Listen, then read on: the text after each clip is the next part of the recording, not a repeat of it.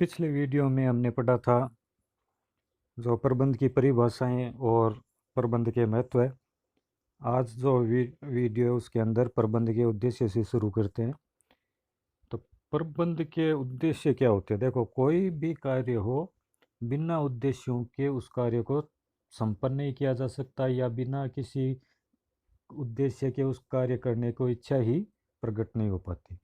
तो कोई भी कार्य है तो उसके पीछे कुछ ना कुछ उद्देश्य निर्धारित रहते हैं।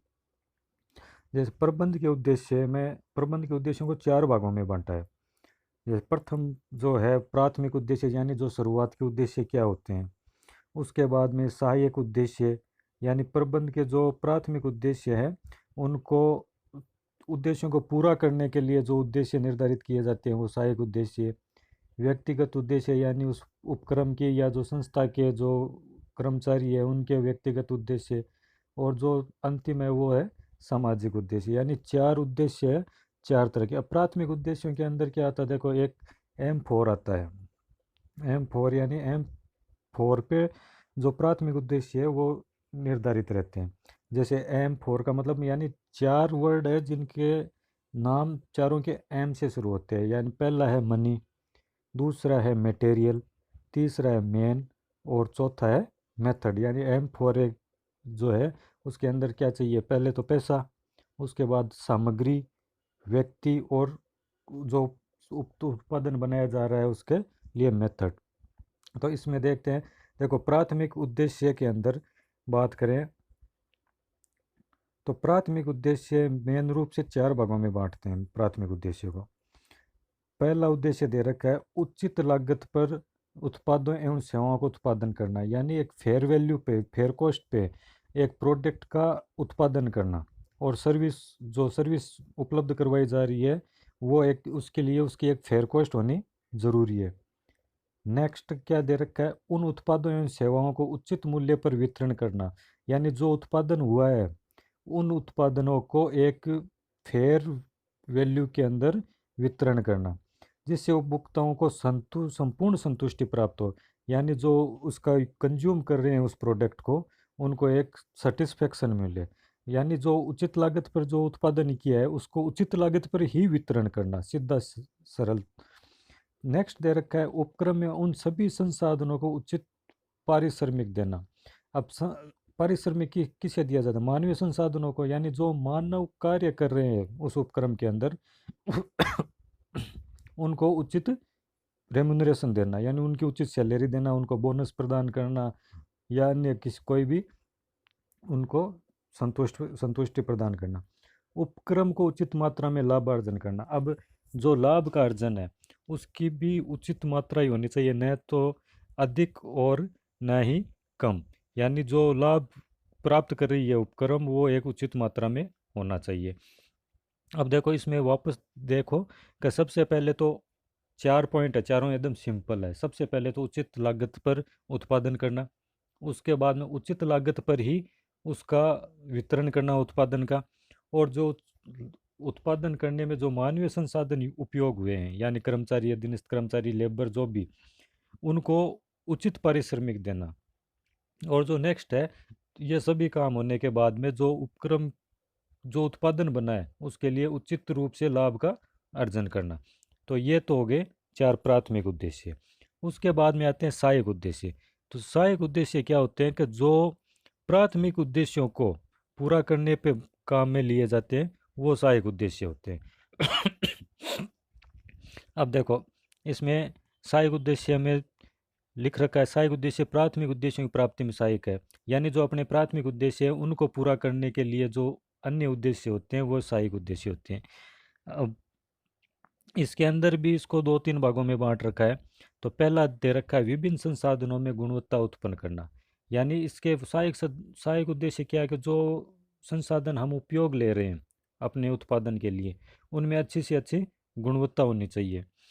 यथोचित समय एवं स्थान पर उपयोग करना। यानी जो संसाधन है उनका समय के अनुसार उपयोग करना, और जो भी संसाधन है वो सभी समय और स्थान के अनुरूप उनके लिए प्रयोग किया जाना।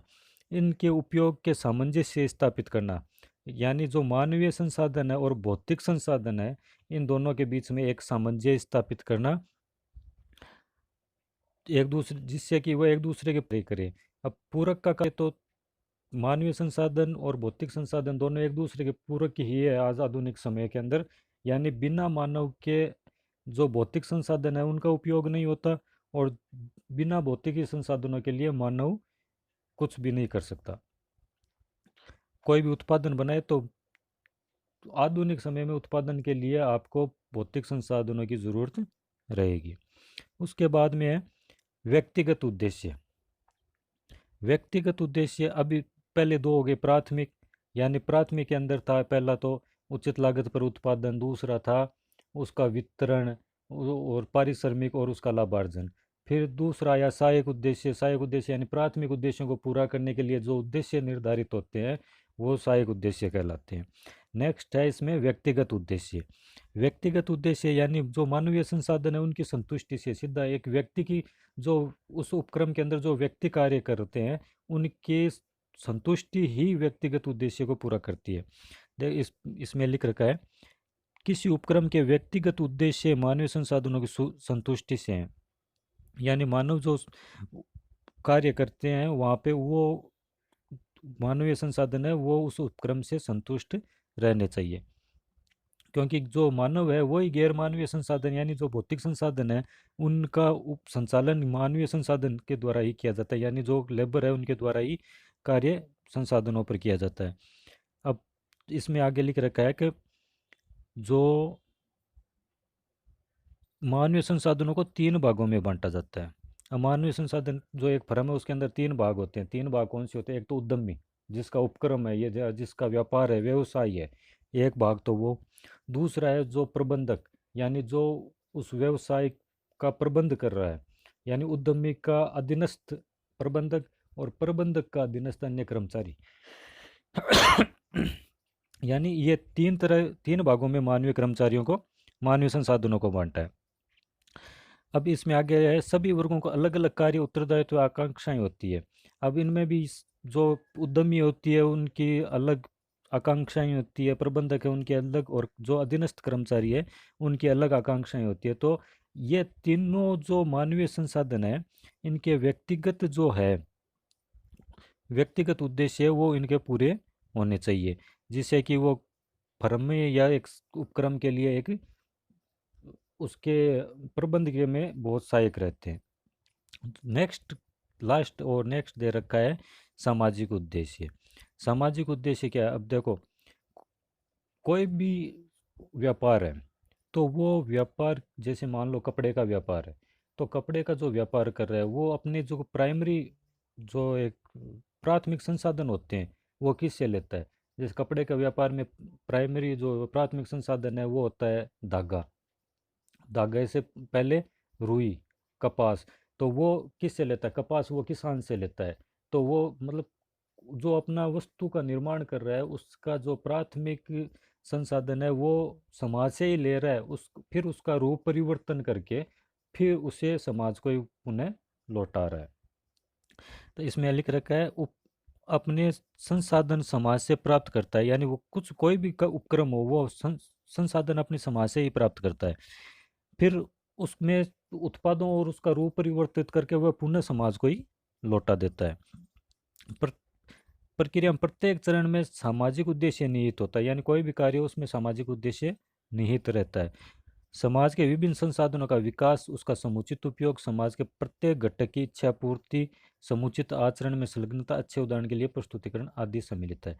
अब देखो इसमें चार तरह के हो गए उद्देश्य। पहला उद्देश्य था प्राथमिक उद्देश्य। प्राथमिक उद्देश्य के अंदर दे रखा था आपको उचित लागत पर माल का उत्पादन करना, फिर उचित मूल्य पर उसका वितरण करना, फिर उसके बाद लिख रखा था उचित पारिश्रमिक देना, और उसके बाद लिख रखा था उपक्रम को उचित लाभ का अर्जन करना। फिर सहायक उद्देश्य थे वे उद्देश्य जो प्राथमिक उद्देश्यों को पूरा करने के लिए प्राप्त होते, वो सब सहायक उद्देश्य। उसके बाद में आया व्यक्तिगत उद्देश्य। व्यक्तिगत उद्देश्य यानी जो फर्म में कार्य कर रहे हैं उनके उद्देश्यों को या उनकी रोजमर्रा की जिंदगी को जो पूर्ण करने के लिए जो कार्य करवाए जाते हैं, या भौतिक संसाधनों को चलाने के लिए सहायक और भौतिक संसाधनों के लिए वो एक पूरक का काम करते हैं। व्यक्तिगत उद्देश्य, उसके बाद में था सामाजिक उद्देश्य, यानी समाज को संतुष्टि प्रदान करना, समाज से ही प्राथमिक संसाधन लेके उसका रूप परिवर्तन करके फिर पुनः समाज को लौटाना। ये तो थे आपके उद्देश्य चार तरह के। अब इसके बाद में है आपके प्रबंध के महत्व है। प्रबंध के क्या क्या महत्व है, देखो प्रबंध के महत्व के अंदर प्रबंध के दो तरह के महत्व है निर्धारित किया है इसमें। मतलब ये कह रहे हैं कि एक तो उदारता, उदारीकरण जो नीति आई थी उससे पहले के, और एक उदारीकरण के पूर्व पूर्व के, और एक दूसरे उदारीकरण के पश्चात के। देखो इस प्रथम में लिख रखा है, अतीत की तुलना में वर्तमान संगठन काफ़ी बड़ा हो गया, यानी जो पुराना समय था उसके अंदर व्यवसाय छोटे थे। उदारीकरण वो जो 1992 में वो जो नीति आई थी एलपीजी, लिबरलाइजेशन, ग्लोबलाइजेशन और प्राइवेटलाइजेशन, उसके बाद में जो परिवर्तन हुए, मतलब 1991-92 में मनमोहन सिंह जी उस समय वित्त मंत्री थे, उस कार्यकाल से पहले के जो महत्व थे और उस कार्यकाल के बाद के जो महत्व थे, उनको दो भागों में बांटा गया है। द्वितीय, व्यापार में वैश्वीकरण के फलस्वरूप, यानी ग्लोबलाइजेशन हुआ, उसके फलस्वरूप देश में जो विश्व स्तर पर जो एक बाजार बना व्यापार व्यवसाय का, उसके लिए क्या हुआ, भारत में व्यापार में भूमंडलीकरण से अछूतनीय देश की अर्थव्यवस्था को प्रभावी बनाने के लिए 1990 के दशक में आर्थिक उदारीकरण की प्रक्रिया प्रारंभ हुई। अब जो 1990 का दशक था, मेनली आर्थिक जो उदारीकरण है 1992 से प्रारंभ हुआ।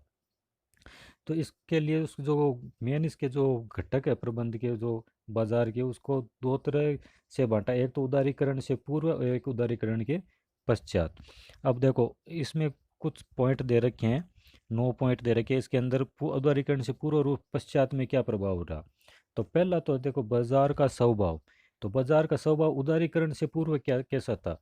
तो उदारीकरण से पूर्व बाजार का स्वभाव था विक्रेता बाजार, यानी जो दुकानदार माल बेचता है वही सही है, ठीक है, और उसकी ही मोनोपोली रहती थी। उदारीकरण के पश्चात हुआ क्रेता बाजार, यानी जो माल, और जब अब क्रेता ध्यान रखने लग गया कि हमें क्या लेना है और किस तरह का प्रोडक्ट किस वैल्यू पे हमें प्राप्त हो रहा है। उसके बाद है प्रतिस्पर्धा, यानी कंपटीशन।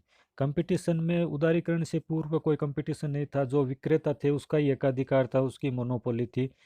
और अब उदारीकरण के पश्चात व्यापार के लिए एक पूर्ण प्रतिस्पर्धा होगी, यानी हर व्यापार, अब ग्राहक हर व्यापार को देखकर और उनकी जो तुलनात्मक अध्ययन करके फिर ही सामान खरीदने लगा।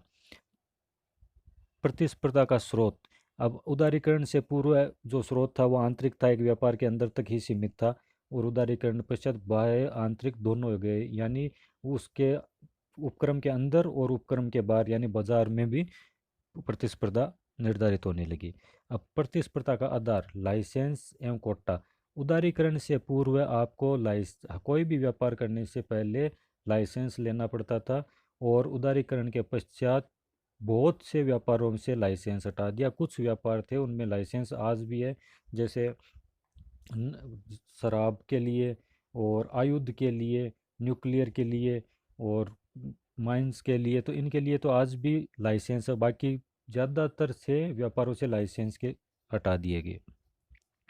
व्यवसाय का विकास, आंतरिक विकास था उदारीकरण से पूर्व, क्योंकि उदारीकरण से पूर्व ब्याज की दरें और टैक्स सब बहुत ज़्यादा थे, तो वो केवल आंतरिक विकास था। अब जो उदारीकरण के पश्चात है, तो अब जितनी व्यापार की क्षमता है उसके अनुसार ही विकास है। व्यवसाय का उद्देश्य, अब उदारीकरण से पूर्व व्यवसाय का उद्देश्य था ज़्यादा से ज़्यादा लाभ का अर्जन करना, और उदारीकरण के पश्चात था समाज को संतुष्टि करते हुए एक फेयर प्रॉफिट प्राप्त करना।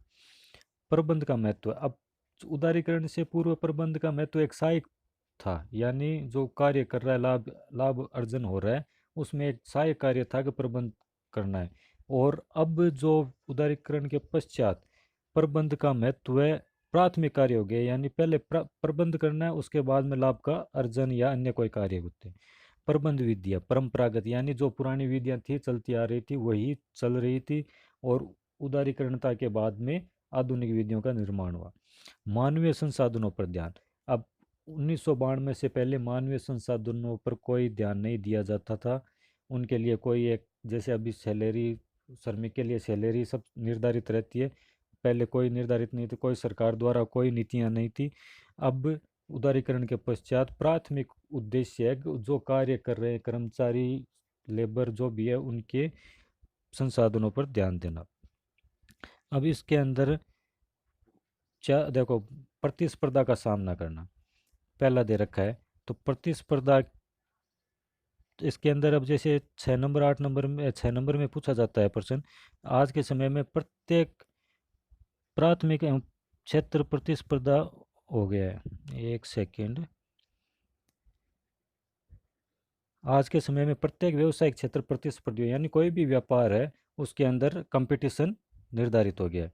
आंतरिक उपक्रम, अब ये जो व्यापार के अंदर जो प्रतिस्पर्धा हुई है वो अंदर ही नहीं, बाहर बाजार में भी वो प्रतिस्पर्धा का आपको देखने को मिलता है। कोई भी प्रोडक्ट आता है उसके तुरंत उसके जैसा या उससे सिमिलर बाजार में आपको उपलब्ध हो जाएगा। तो आप दो वस्तुओं में तुलना करने का समय मिलता है। पहले ये समय नहीं था, वो जो वस्तु व्यापार में रहती थी उसी का उपभोग करना पड़ता था।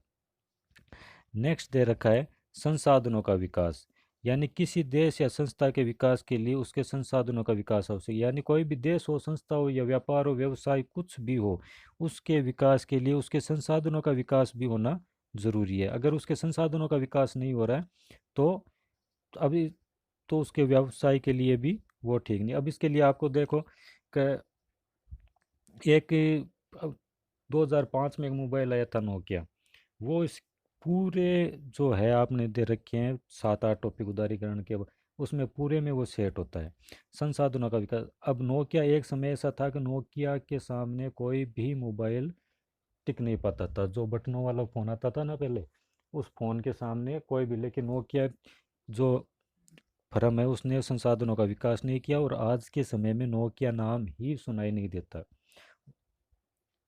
अब इसके अंदर क्या लिख रखा है, किसी देश या संस्था के विकास के लिए उसके संसाधनों का विकास आवश्यक है। यानी उसके संसाधन आवश्यक है विकसित होने।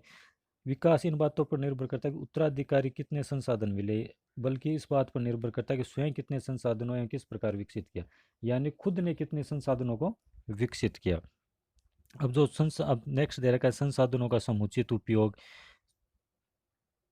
संसाधनों का समुचित, जो संसाधन व्यवसाय में है उनका पूर्ण रूप से प्रयोग करना। संसाधनों का विकास महत्वपूर्ण नहीं है, बल्कि उनका समुचित उपयोग, यानी कोई संसाधन आपके पास है तो जरूरी नहीं है कि उसका उनका विकास हो, यह जरूरी है कि जो संसाधन उपलब्ध है उनका पूर्ण रूप से उपयोग हो। उसके बाद नव परिवर्तन एवं उपयोग।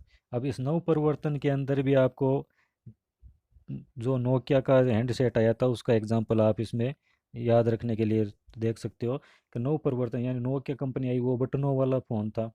उस उसने समय के अनुसार अपने आप को परिवर्तन नहीं किया, और वो फ़ोन कई वर्षों तक चलता रहा।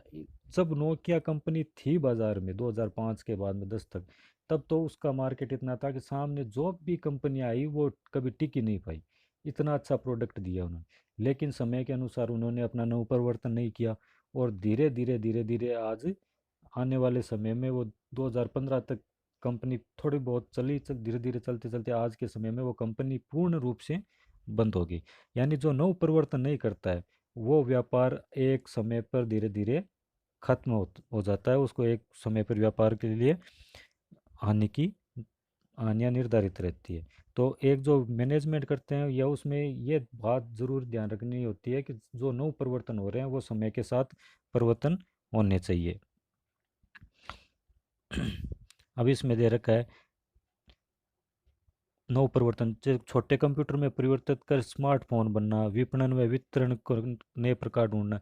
यानी जो कंप्यूटर है, अब कंप्यूटर का काम एक मोबाइल पे भी होता है, तो जो परिवर्तन हुआ है वो नव परिवर्तन है। ठीक है, अब दूसरा माल बेचने के लिए नए नए तरीके ढूंढना, चाहे वो ऑनलाइन हो चाहे ऑफलाइन हो, वो भी एक नव परिवर्तन के श्रेणी में आता है। ई व्यापार करना यानी ई बिजनेस, ई कॉमर्स, तो वो भी एक नव परिवर्तन है। नव परिवर्तन के उद्देश्य मुख्य रूप से ग्राहकों को अधिकतम संतुष्टि प्रदान, यानी जो नव परिवर्तन वही है कि जो ग्राहक है उनको अधिक से अधिक संतुष्टि को प्रदान करना। उसके बाद में दे रखा है संगठन का अस्तित्व है।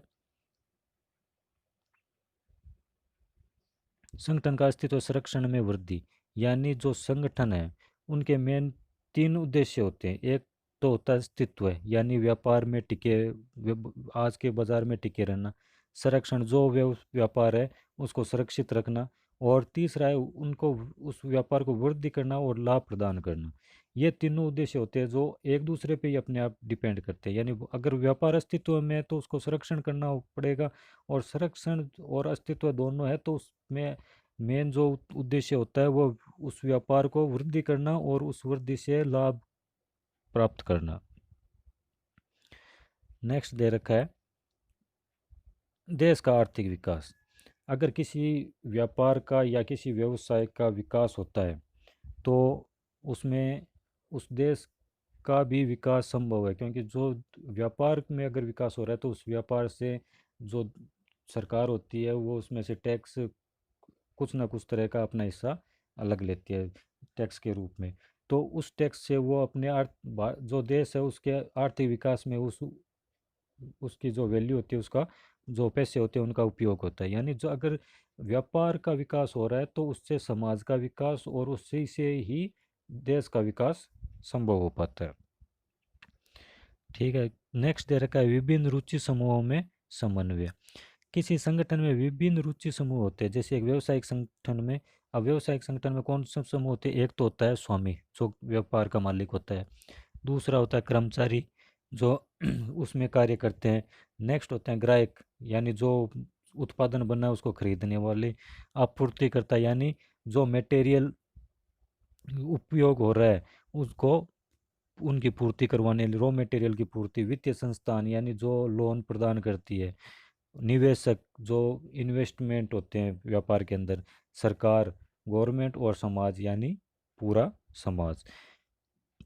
इन सभी संगठनों की अलग अलग अपेक्षाएं, यानी ये जो भी ये संगठन है, चाहे वो आपूर्तिकर्ता हो, चाहे ग्राहक हो, चाहे वित्तीय संस्था हो, इनकी सबकी अपनी अपनी अलग अपेक्षाएं होती हैं। जैसे एक इन्वेस्टर क्या चाहता है? इन्वेस्टर ये चाहता है कि मुझे ज़्यादा से ज़्यादा लाभांश मिले। ठीक है। वित्तीय संस्था क्या चाहती है कि उनके जो व्यापार है वो अच्छी तरह से बढ़े, जिससे उनके आय में वृद्धि हो। अब ये ग्राहक क्या चाहता है? ग्राहक क्या चाहता है कि उत्पादन एक अच्छे से अच्छा उत्पादन हो। कर्मचारी ये चाहता है कि उसे अधिक से अधिक सैलरी मिले, अन्य सुविधाएं मिले। सरकार, वह ये सरकार चाहती है कि उन्हें जो व्यापार बढ़ रहा है उससे अधिक से अधिक कर के रूप में राशि मिले। वह नेक्स्ट टॉपिक दे रखा है समाज में स्थिरता। पर समाज में स्थिरता लाने के महत्वपूर्ण योगदान, यानी जो प्रबंध है वो समाज में जो स्थिरता लाई है उस प्रबंध का योगदान है। परिवर्तन की निरंतरता द्वारा प्राप्त है। जब किसी नई तकनीक का विकास होता है तो किसी नए उत्पादन का आविष्कार होता है। यानी कोई जब नई तकनीक आती है तो उसके लिए नए आविष्कार का, नए उत्पाद का, नए उत्पाद का आविष्कार होता है। जैसे पहले कंप्यूटर था, फिर नई तकनीक आई तो मोबाइल बने। मोबाइल से आप एंड्रॉयड आया। एंड्रॉयड में भी पहले जो फीचर्स नहीं थे, अब धीरे धीरे वो फीचर्स बढ़ने लगे। आप पूरा कंप्यूटर का काम आप एक मोबाइल पे कर सकते हो। जैसे अभी मैं ही कर रहा हूँ, पूरा आपको जो पढ़ा रहा हूँ वो एक मोबाइल से ही पढ़ाया जा रहा है। तो टोटल जो कार्य है पहले जो कंप्यूटर से होते थे वो अब आजकल धीरे धीरे मोबाइलों से होने प्रारंभ हो गए। तो ये थी आपके जो उद्देश्य दे उद्देश्य, पहले हमने इस आज के वीडियो में पहले तो उद्देश्य पढ़े। उद्देश्य चार प्रकार के थे। वो थे प्राथमिक उद्देश्य। ठीक है। प्राथमिक उद्देश्य सीधे सिंपल चार उद्देश्य थे दे रखे थे प्राथमिक के अंदर। उचित लागतों पर उत्पादन करना, फिर उचित मूल्य पर उनका वितरण करना, फिर जो कार्य कर रहे हैं उनको पारिश्रमिक देना, उचित मात्रा में लाभ का अर्जन करना। फिर थे सहायक उद्देश्य। सहायक उद्देश्य वे थे जो प्राथमिक उद्देश्य में सहायक रहते हैं। व्यक्तिगत उद्देश्य, यानी जो कार्य करने वाले कर्मचारी या उद्यमी है या प्रबंधक है उनके उद्देश्यों को पूरा करना। फिर थे सामाजिक उद्देश्य, समाज के सभी उद्देश्यों को पूरा करना। उसके बाद में आप आज पढ़े थे महत्व है। महत्व के अंदर दो तरह के घटक थे, एक तो उदारीकरण से पूर्व क्या हुए और उदारीकरण के पश्चात क्या हुए। उसके बाद में आए थे जो टॉपिक थे अपने सात, सॉरी 8 टॉपिक थे, वो वो पढ़े उसके महत्व के अंदर। अब जो नेक्स्ट वीडियो आएगा उसके अंदर प्रबंध की प्रकृति और क्षेत्र पढ़ेंगे।